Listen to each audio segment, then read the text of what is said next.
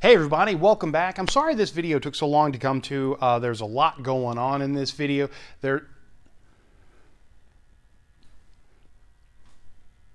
got a light bulb going out and I have no idea how I'm going to change these light bulbs. They're really high up. It's always something. Anyway, where was I? Sorry it took so long for this video to come about. There's a lot of aligning schedules with my wife so I can work on all the things. You know, this is one I talk about in the video where you're going to need another person. But as you can see in the background, I'm working on, dimpling the skins and then hanging the skins correctly and putting Clecos in. And I've got to go through and you've got to dimple all of the ribs that are underneath there, and then it's just a matter of putting in rivets, putting the tape over the rivets, and then doing the work. And it just takes a really long time. And so I wanted to kind of try to have the whole of the bottom of that skin done before I put this video out. Unfortunately, getting my wife and I scheduled the same time to come out is a little tough because of just her work schedule and my work schedule. Sometimes we can't always find time. Plus there's movies and other things, date night. So coming out to the hangar and working on the plane for date night doesn't really work. It's a terrible date, she told me. I don't know why. Anyways, thank you all a bunches. I get people asking me all the time if they can do this. You absolutely can. And if you want to be like any one of these four people, when you buy your Vans kit, if you'll put my builder number down in the reference section of your order, Vans will send me $100. Just think of it as a way to say thank you to me. It's no cost to you. Thank you guys that did this. I really appreciate it. I also, one of the other common questions I get all the time is, will you build a second plane after you build this? I think some people get in their heads that this is such an arduous process that why would anyone ever want to do it again? And honestly, I think the reverse is true. There's an addiction to this. Now, I've never thought of people being addicted to like assembling IKEA furniture or anything like that, but this is like Legos for adults, right? And so yes, it's very addictive. I absolutely will be building a second plane. I kind of like the idea of going way back to like an RV-3 or something smaller, something, single pilot over center of gravity style plane. And I think you can still get an RV-3B, I think is what they call it now. I love the idea. Or maybe a RV, I think the F1 rocket is an RV-4. I'm not sure, don't quote me on that. Something like that though would be a hell of a lot of fun. So yes, I will be building another plane. Anyways, on to it.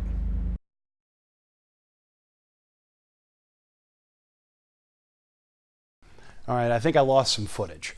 So trying to bring you guys up to speed. Where I'm at right now is I'm putting the skins back on after I've dimpled everything to include all of the ribs all along here and countersinking down here. So you machine countersink this part way down here as well as everywhere that a rib and there's a rib that goes across here meet up. You machine countersink right there because there's the main piece and then there's like a tab underneath it. So you need to machine countersink that one. But everywhere else, you just dimple. I had turned on my camera and it made the appropriate beeps, but I think that was because it was acknowledging that I had plugged in the charger because the battery was low. So I think I lost that footage. Oops. One thing I want to talk about though, the other thing, the reason why the other skin's not on here yet is because I am using that roller along the edge like I've done in the past to kind of give a slight bend downward. So when that skin meets up right here, it kind of sits itself against the skin nice and cleanly. But one thing I wanted to talk to right quick was that, you saw me earlier, I think I got that footage. You saw me earlier dimpling the skins. And before that, I had match drilled everything to the ribs before dimpling. And I saw a conversation on Facebook in one of the Vans Aircraft groups, I'll link it down below, where Joel Ellis, unrelated, who is a builder who frequents the Vans forum, said that some people there were saying that it's okay to dimple the skins without match drilling. Basically, what they're doing is they're dimpling everything and then match drilling afterwards. That is a terrible idea. And the reason for that is illustrated very well in the photos that Joel took. Let me show you. So in this photo, you can see that what he did here is, first of all, this is not on his plane, but rather on his toolkit. You know, he was testing what they were saying. Good job, Joel. Don't do it on the plane. But you can see here in this particular rivet, he had match drilled this one, he dimpled it, he put the rivet through, and it came out exactly as it's supposed to. That looks fine. That's what it's supposed to look like. And then in this next photo, what you can see is they didn't do the match drilling, but rather they just rammed the hole with the dimple dies, kind of pressing it outward a little bit, and then put everything together. And you can kind of see that there's this weird kind of gusting, crumpling going on around the edge of that hole, and that's bad. The whole point of why you want to match drill first is because the holes as they come from the factory are ever so slightly smaller than the number 40 or number 30 or whatever. And if you're pressing it up to the correct size by forcing a dimple through that hole that's the wrong size, that material has to kind of move out of the way, and so it's going to kind of crinkle out of the way, and that's what you're seeing in that picture. That's terrible. That's literally how these cracks and fractures start. I mean, the whole point of all the deburring that we do, and yeah, you have to deburr those holes, is that it's to prevent the holes from starting at a stress point, right? Like there's a lot of stress in a plane, shockingly. And you know, as long as the aluminum is round and clean, it won't, in theory, it won't form a crack. But if you give it some obvious place like a crumple zone, I mean, that's where things are going to start. So you're just asking for trouble. I mean, it's your plane, build it however you want, but I just have to think, taking the extra moment to drill first and then do the dimpling is just far better. I think this is people that are trying to save steps and save time. Do it right, you know. Don't do that. That's you're taking your life in your own hands on that one. I just think it's a bad idea. So anyways, thanks, Joel. I really appreciate it. Good job. Saves me from having to test it. Yeah, you're right. You definitely need to match drill, then dimple. And yeah, so anyways, I'm gonna get back to this. So here in the background, you can see that I am going through and I'm Clecoing all of the holes in the bottom skin in preparation to begin the riveting process. There are, I think I had said before, 950 some odd holes on the bottom of this skin, and I'm using just about all of my Clecos to do every other hole. I did want to make sure I did every other hole because I wanted to make sure that this was correct. Like sometimes I'll do like every third hole or something like that, giving you 2 holes to rivet, you know, every other Cleco. This time I wanted to do every single other one because I just wanted it to be super tight and correct. I mean, really, that's what it comes down to. I wanted to make sure I did it correctly. And so it takes a long time. Yet again, getting a pneumatic Cleco puller is not a bad idea. They're $100 or whatever, maybe less. You probably get off eBay for less. But I only have the pliers, and so I'm doing it all by hand. And I'm feeling it. You know, at the end of the day, you kind of feel that because that's a lot of, I mean, it's a grippy machine, like those grippy plier things that are just made for arm strength. That's what you're doing. So you come up with great arm strength. I'm gonna look like Popeye when I'm done with this plane. But anyways, that's what's going on here. So at this point, I have the skins Clecoed back in place. Everything is happily dimpled. Everything fits together beautifully. And now I'm going through and I'm putting in the rivets that I'm going to need to buck. This is definitely someplace where you're going to need some help. You know, I've put in one of my previous videos, I showed, you know, like a quote clever way where I was able to do some of the riveting by myself. I did all of the wings by myself without getting any help. But if you recall way back when I was doing the empennage, I had to actually have my wife help me with some of that work because there was just no way I could do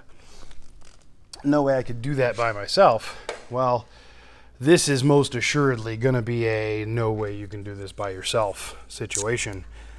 Your arms just aren't long enough. Now I can do some of these, you know, kind of put your arms around it, and I'll show that. But there's definitely going to be a honey, let's go to the hangar and work on the plane together moment, and hopefully that won't be too much drama for her. She hates being on camera. But yeah, so right now I'm just putting in rivets. There are a number of places on here that you don't want to rivet, like this entire row for this rib, and the other side you don't rivet those at all. And then like the top 5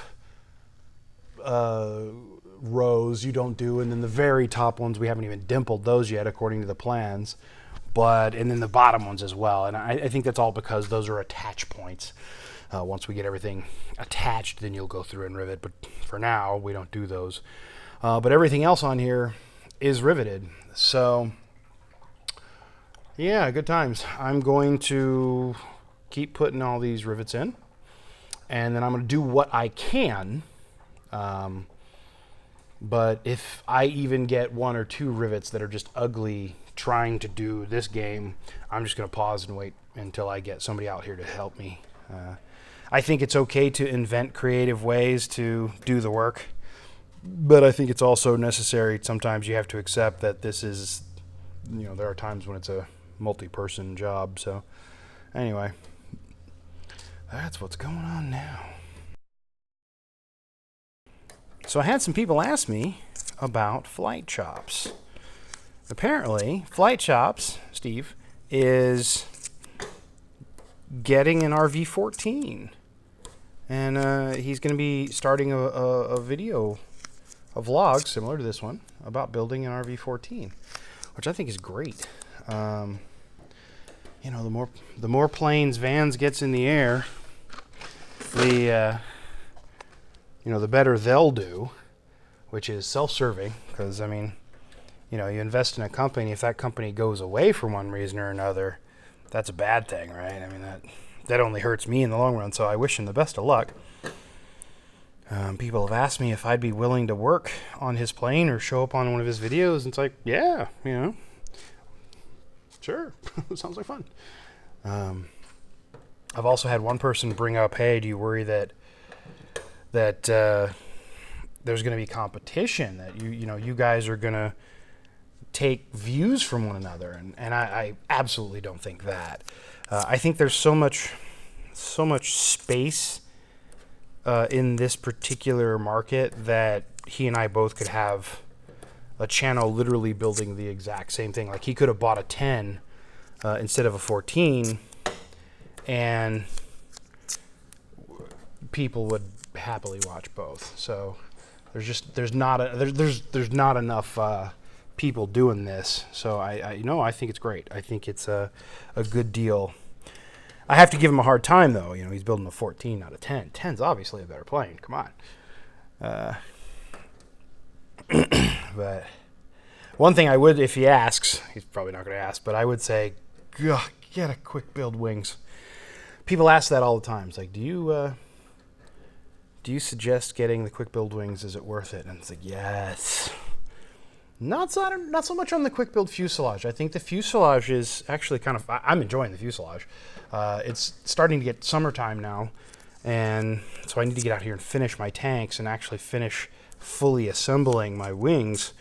I've kind of been putting that off, especially around the one that has the leak, because I didn't want to have to deal with some of the fluids during, you know, it's 20 degrees out here. Last thing I want to do is be working with a lot of water. But now that it's, you know, 70 something, or it's probably warmer in here, working on the wings, finishing that sucker up, it needs to happen. So yeah, I'm going to do that soon. I'll have it done. I got to put a servo in over there, and I got to put on, the pitot tube in, etc. But yeah, I think that definitely getting the quick build wings, just save yourself a nightmare of the fuel tanks and get the quick build wings.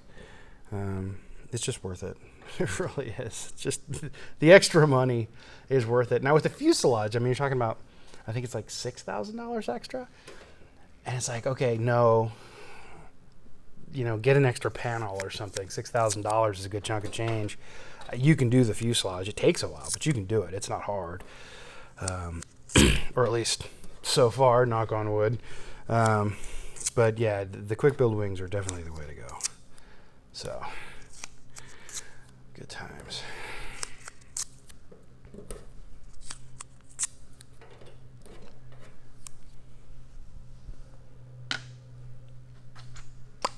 Bye.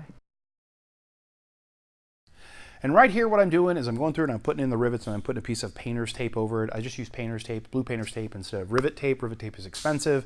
And frankly, I just find the convenience of being able to just rip off a small piece of painter's tape just way better.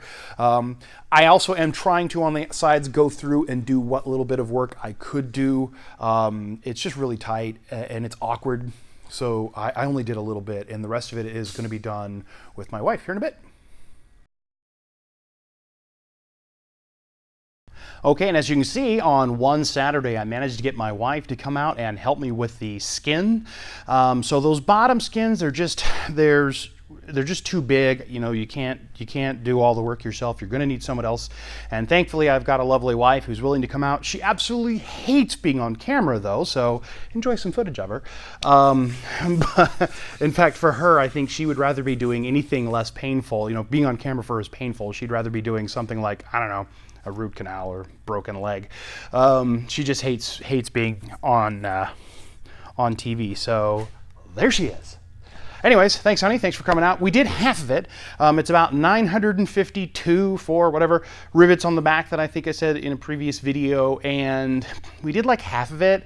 You know, every other Cleco basically is what we did, and then I pulled all the Clecos out, and then here I go in the background putting the rivets in for the next time that we come out. This video has taken a long time for me to do just because of getting our schedules together so that the two of us can actually do this work has been a challenge. But what do you do? Next weekend, hopefully I'll actually get to publish this video. All right, so while I wait for the stars to align so that my wife and I can get together and actually work on the skins, I thought I would work on the replacing of this bracket with this bracket. So this is the Dynon right wing servo bracket for the autopilot. And this basically goes right there. It replaces this piece. The problem is these two bolts that are in here holding the sucker in place, I don't recall if they are nut plates or if they're actually bolted in place. I think they're bolts. That's a problem because of where it's at. I mean, this is going to be tough to get to. So I'm going to pull out a camera right quick, look inside and see exactly what it is, and then make a plan of attack. If it's nut plates, no problem. If it's not nut plates, problem. All right, let's see what we see. All right, here's hoping this is working. So what I'm doing, let me turn on the lights here. I've got, all right. I've got this camera on a long cable here, and so I'm going to reach up inside this hole and see if we can figure out what's going on in here.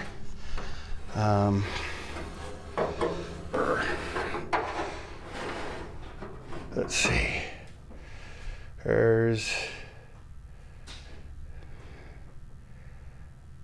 What am I looking at?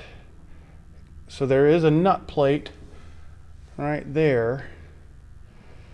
And then on the other side, there should be another one. So we do have nut plates on either side. Happy news. This should be a lot easier. So that's good news. That can't actually have been any better news. So let me pull that out now and work on it. So that's a good It's a good thing. It's good news because my concern was before that if I were to take these off and there was a nut under there, the nut would just fall down in here, and then getting that nut out would have been painful. So now I just need to go through and do the work of getting these suckers out of here, and that's going to be pretty easy. And then swapping this over. While I have you, though, I've been in contact with Avio, or however you say their name, the makers of the zip tips. A number of people have told me don't get them because they've had really bad customer service, and that's not good. Bad customer service. You know me, I'm a customer service person, so bad customer service is no bueno.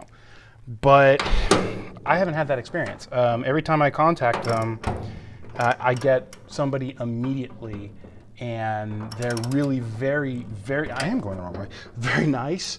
Lefty loosey, right? So I'm going to go forward and get them. I've had a number of different electrically minded, electrical engineering style people say they can help me. One of my big concerns is that I'm going to get those in here and then have no idea how to wire them. I'm not an electrical engineer by any stretch of the meaning. It's one of my big fears, actually. But I figure I should be able to handle it. So I'm going to go ahead and order them and probably get them in here soon. I need to take these off first. And I'm kind of excited about it because I want to get the wings done. This is the summer of finishing the wings, which means finishing the tanks, which I'm going to start here soon since it's beautiful out, and then closing up the wings. The only thing I'm waiting for right now, and the reason I don't have this hanger open, is because I've got the fuselage kind of standing upright with skin on it, and a strong gust of wind will blow it over, and I don't want that. So I'm going to leave the hanger closed and just sweat my butt off in here for the time being until I get that until I get that fuselage to a point where I can lay it down. And then once I can lay that down, hanger's coming open, we're gonna close the tanks, we're gonna finish putting in our autopilot stuff, we're gonna close up these wings, and we're gonna put on our tips. And I'm super excited. Someone asked in a comment earlier about the shark bite stuff. This is the shark bite stuff. You can get it at Walmart. It's fairly cheap. It's just a smooth conduit. A lot of people use other types of conduit, but it's like a ridged conduit, and I find that's painful to put stuff through.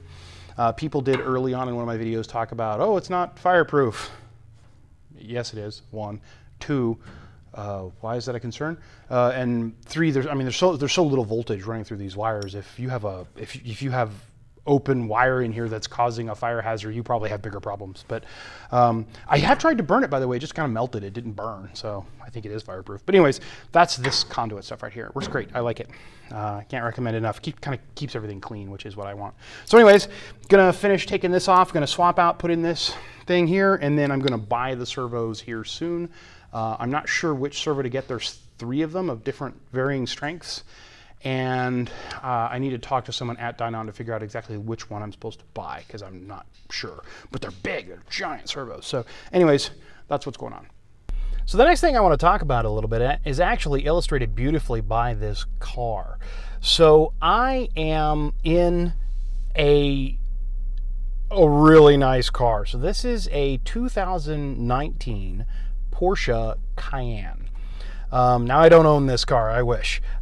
This car is the loaner that they gave me when I took my wife's car back. My wife has a little red Boxster, had it for years, it's paid off, it's one of those things we'll probably have forever, but it was time for its annual. And I took it in and they said, hey, this particular annual is gonna take about 6 to 8 hours. Do you wanna stick around? No. I said, no. I said, why don't you give me one of those new Cayennes and I'll get out of your hair. And then he's like, okay. What?